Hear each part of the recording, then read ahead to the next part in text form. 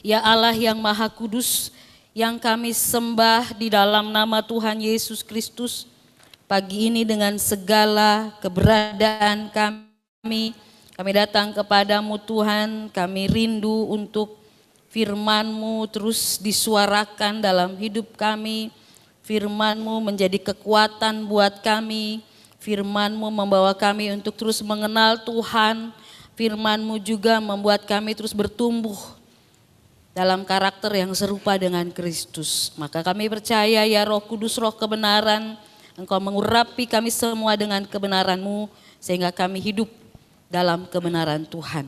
Di dalam nama Tuhan Yesus Kristus, firman Allah yang hidup. Tuhan menyertai saudara. Rohnya mengurapi engkau. Amin. Shalom Bapak Ibu Saudara yang dikasihi Tuhan Yesus. Pagi hari ini kita sama-sama akan membaca dari Injil Markus pasal yang ke-6. Injil Markus pasal yang ke-6. Markus 6 ayat 45 sampai ayat 52.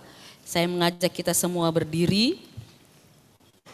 Markus 6 ayat 45, saya baca ayat 45, Bapak Ibu Saudara baca ayat 46, sampai kita selesaikan di ayat 52.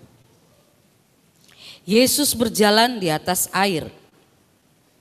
Sesudah itu Yesus segera memerintahkan murid-muridnya naik ke perahu dan berangkat lebih dulu ke seberang, ke Betsaida. Sementara itu ia menyuruh orang banyak pulang.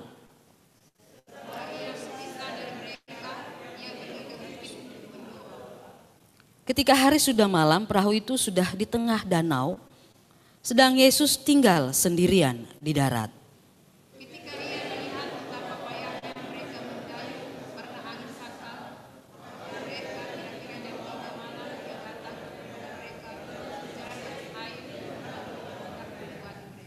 Ketika mereka melihat dia berjalan di atas air, mereka mengira bahwa ia adalah hantu. Lalu mereka berteriak-teriak.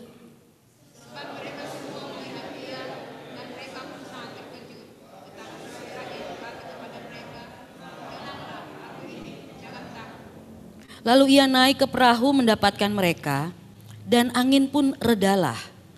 Mereka sangat tercengang dan bingung.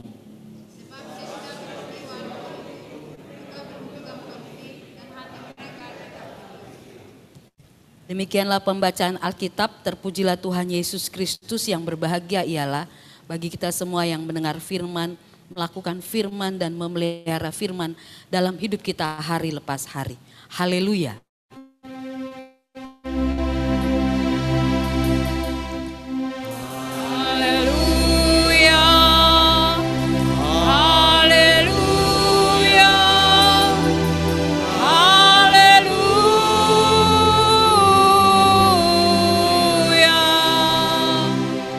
Silahkan duduk. Dalam zaman sekarang yang kita hidupi, cuma ada satu alasan untuk kita bisa dengan kemenangan-kemenangan yang kita dapat, supaya kita bisa mencapai apa yang Tuhan mau, supaya kita bisa menggenapi yang Tuhan sudah tetapkan buat kita, yaitu dengan cara mendengar suara Tuhan. Mungkin orang berpikir ketika kita bicara mendengar suara Tuhan, berarti kita konsen fokus baik-baik seperti orang yang bersemedi untuk mendengar satu suara yang kita harapkan dia berbunyi. Seperti orang berbicara kepada kita.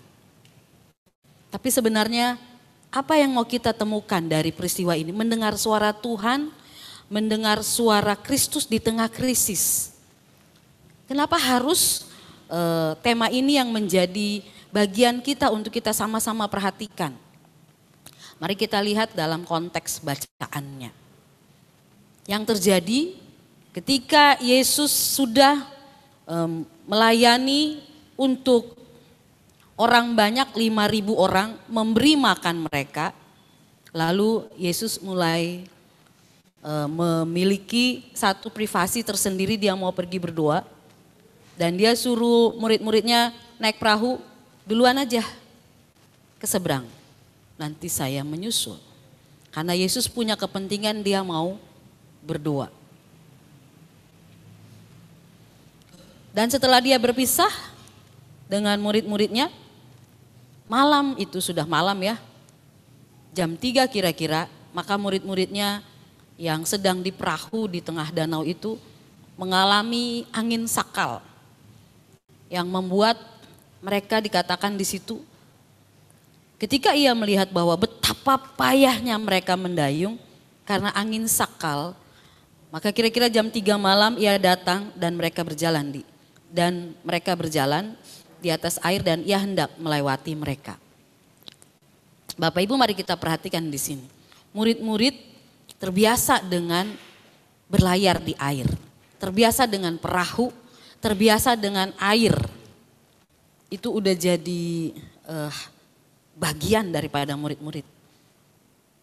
Tapi saat itu mereka mengalami sebuah ketakutan yang membuat mereka seperti tidak menjadi cerdas. Padahal mereka biasanya cerdas di air. Tapi saat itu mati akal mereka karena melihat bagaimana angin sakal itu menyerang mereka dan mereka menjadi takut. Padahal baru habis pelayanan. Mereka habis menyaksikan bagaimana Tuhan buat mujizat, 5 roti dan 2 ikan, bagaimana Tuhan beri makan orang banyak. Tapi saat itu mereka seperti tidak memiliki Tuhan di hidup mereka dan mereka ketakutan. Ini yang disebut dengan krisis. Saat mereka ketakutan, saat mereka melihat Yesus berdiri jalan di atas air, mereka nggak lihat lagi Yesus yang berdiri di jalan di atas air, tapi bawah bayang-bayang ketakutan mereka lihat tuh hantu. Bayangin, ketakutan ketika mengambil tempat di hidup kita, kita terkuasai sampai-sampai kita nggak bisa bedain lagi. Hitam putih. Murid-murid tidak bisa bedakan lagi itu Yesus. Padahal mereka baru mengalami sebuah mujizat. Sebuah peristiwa di luar akal mereka. Tapi saat mereka berhadapan dengan satu krisis, satu bahaya, mereka takut. Bahkan mereka tidak lagi memiliki pikiran yang jernih. Itu kita manusia. Kita pun kalau ada di sana juga kita pasti takut. Siapa yang enggak? Saya baru habis dari Sumatera. Karena pesawat hari Minggu itu full. Jadi tidak ada karena terjadi. Lalu saya ya udah nggak kemana-mana. Tapi keluarga bilang kita pergi ke Parapat Bu karena cuma tengah jam. Oke, saya bilang. Bersama dengan Hendrik dan adik-adiknya. Kami pergi ke Danau Toba, tidak menyeberang. Tapi kami ada sampai di satu tempat namanya Ajibata. Di situ kami berenang. Asli saya nggak pernah berenang di laut, saya nggak pernah berenang di danau. Saya cuma berenang di kolam. Dan saya bukan perenang. Saya bukan orang yang berenang, saya nggak bisa berenang lah. Tapi waktu masuk ke dalam air itu, ada tangga-tangga turun. Yang lain mereka udah langsung nyebur, berenang, menikmati. Saya masuk pelan-pelan ke danau itu. Bayangin danau kan gak begitu berbahaya ya kalau mau dibilang ya. Tapi Danau Toba itu kan besar. Airnya tenang, tapi gelombang di bawah itu menggoyangkan. Saya sampai harus berpegangan sama batu karena goyang. Kalau kita nggak bisa berenang, kita bisa ke bawah. Memang kelihatannya tenang, tapi dia di bawahnya itu kita goyang.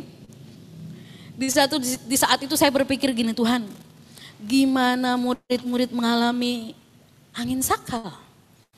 Gimana mereka mengalami badai?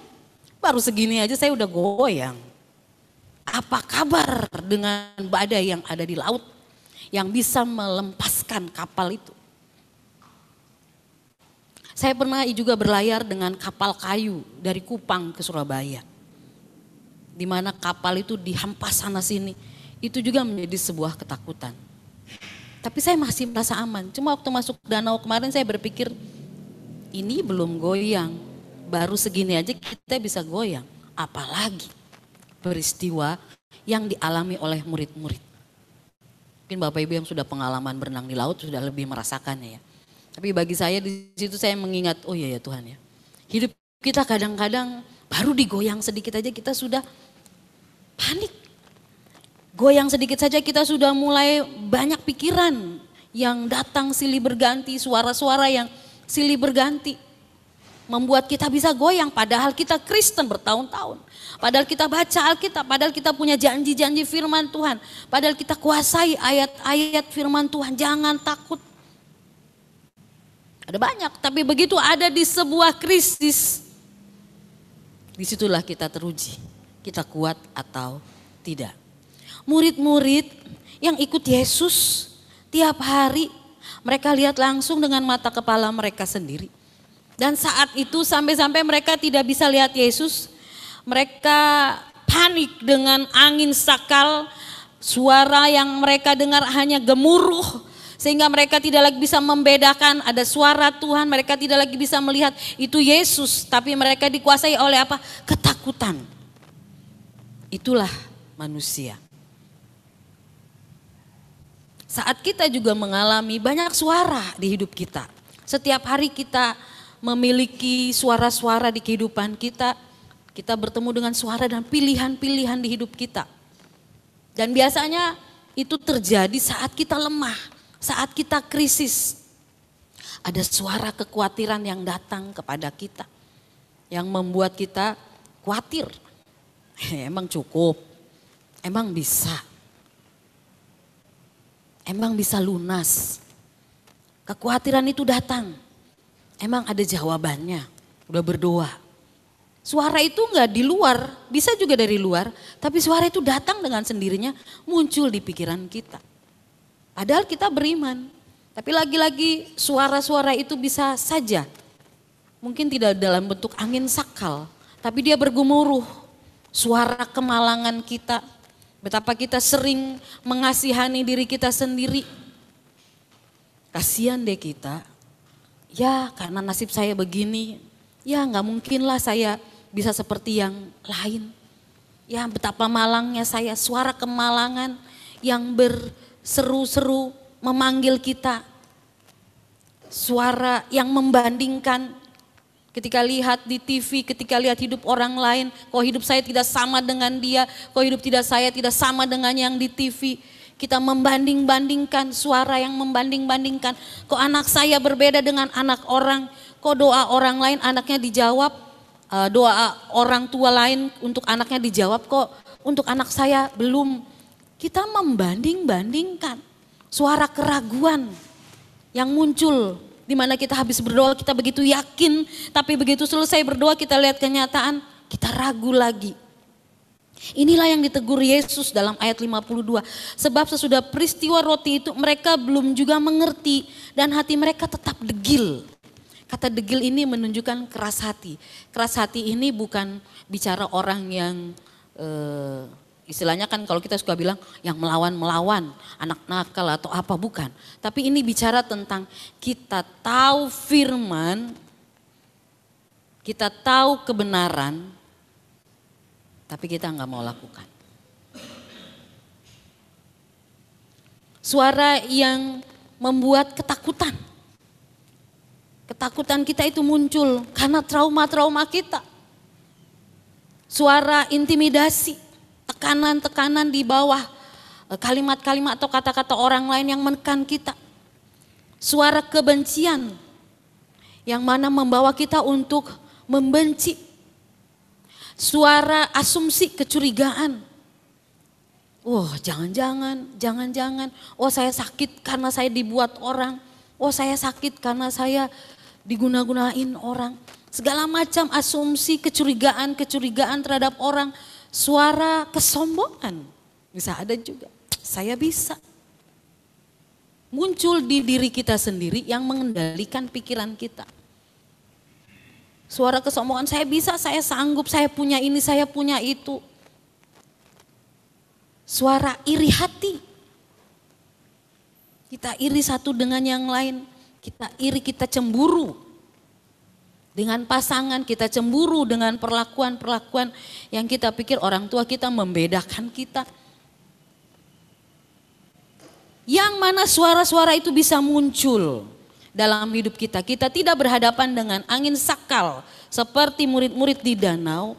Tapi kita juga berhadapan dengan sebuah kepayahan di mana ada suara yang lebih kuat. Membuat kita itu tidak lagi mendengar suara Tuhan. Murid-murid mereka tidak lagi mendengar, mereka tidak lagi bisa melihat. Karena krisis, karena kepanikan yang ada. Dan dalam hidup ini ada banyak suara. Di mana kita bisa harusnya membedakan mana yang lebih dominan. Suara Tuhan atau bukan suara Tuhan. Saya percaya kita semua bisa kok membedakan suara Tuhan dengan suara yang bukan Tuhan. Gak usah diajarin. Karena kita sudah tahu suara Tuhan ya apa yang sesuai dengan firman Tuhan. Suara yang bukan Tuhan ya yang berbeda dengan firman Tuhan. Nah sekarang tergantung fokus kita kepada siapa. Kalau kita fokusnya pada Tuhan, pada firman, maka suara Tuhan lebih kuat. Sekalipun kita masuk dalam krisis. Kita kenal suara itu. Hari ini kita diingatkan oleh Tuhan Yesus. Apapun krisis kita di hidup kita. Saya percaya kita beda-beda menghadapi krisis. Tapi krisis itu sebetulnya sesuatu yang memang berbahaya. Tapi yang menentukan sikap kita menghadapi krisis itu adalah pikiran kita sendiri yang mengendalikan. Kalau pikiran kita memilih untuk kalah, aduh. Kalau pikiran kita memilih untuk mendengar kekhawatiran, ya udah memang nggak bisa. Kalau pikiran kita memilih untuk takutlah. Jadi mari kita dengar Tuhan. Sekalipun kita ada dalam krisis itu proses. Krisis itu sebetulnya tidak berbahaya. Dia proses. Karena Tuhan pun beri firman-Nya kepada kita janjinya bahwa pencobaan-pencobaan yang kamu alami adalah pencobaan biasa yang tidak melebihi kekuatan. Murid-murid takut karena apa? Mati gua, angin sakal. Tapi peristiwa itu tidak membuat mereka mati. Karena tidak melebihi daripada kekuatan mereka. Yesus ada. Nah, kita suka tidak kuat saat bahaya itu. Dan kita tidak lagi bisa lihat dan mendengar bahwa Yesus ada sebetulnya dengan kita.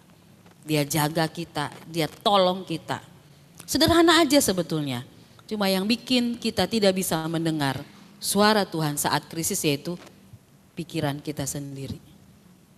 Mari kita berikan sungguh-sungguh pikiran hidup kita untuk terus mendengar suara Tuhan. Gimana caranya Bu Pendeta? Apa kita perlu puasa? Apa kita perlu masuk di ruangan khusus matikan suara-suara baru kita dapat suara Tuhan? Baca Alkitab, baca firman, berdoa, menyembah Tuhan. Kita bangun relasi dengan Tuhan, maka kita akan dengar. Kekuatan firman itu akan menguasai kita walaupun kita menghadapi krisis di hidup kita. Karena ketika kita akrab dengan Tuhan, kita kenal siapa yang kita sembah di hidup kita. Kita tahu itu. Dan saya rindu Bapak Ibu Saudara menghadapi krisis kita tidak menjadi kalah. Kita justru terbentuk oleh Tuhan dan kita menjadi orang-orang yang melewatinya dengan baik. Daud bilang, sekalipun aku masuk dalam lembah kekelaman, Mazmur 23 ayat 4, aku tidak takut bahaya sebab engkau besertaku. Jadi yakinlah dalam lembah kekelaman, dalam bentuk pergumulan apapun, kita memang bergumul di sana. Kita memang berjerih lelah di sana. Kita memang merayap di sana. Kita berjuang di sana. Tapi yakinlah seperti yang Daud bilang, Tuhan ada beserta. Ini bukan dongeng, ini bukan iklan, tapi ini janji Tuhan sendiri yang menolong kita. Berapa banyak peristiwa di Alkitab Tuhan tolong, Tuhan luputkan mereka semua. Dalam segala bahaya kehidupan, bahkan dalam penyakit atau keadaan terkutuk kipu Tuhan bisa bebaskan. Apalagi kita yang sudah baca Alkitab, yang tidak lagi di masa itu tapi kita sudah melihat semuanya. Mari percayakan hidup kita, pergumulan kita dengan sungguh-sungguh dan mendengar suara Tuhan secara jelas. Melihat pertolongan Tuhan secara jelas. Membiarkan suara Tuhan itu dominan di hidup kita, bukan suara-suara yang bisa melemahkan kita. Tuhan Yesus ada bersama kita, Tuhan Yesus memimpin kehidupan rumah tangga kita, Tuhan Yesus menuntun pelayanan kita, Tuhan Yesus menjaga, memelihara keluarga, dan Tuhan Yesus juga memberi hikmat dalam setiap usaha dan pekerjaan kita. Amin.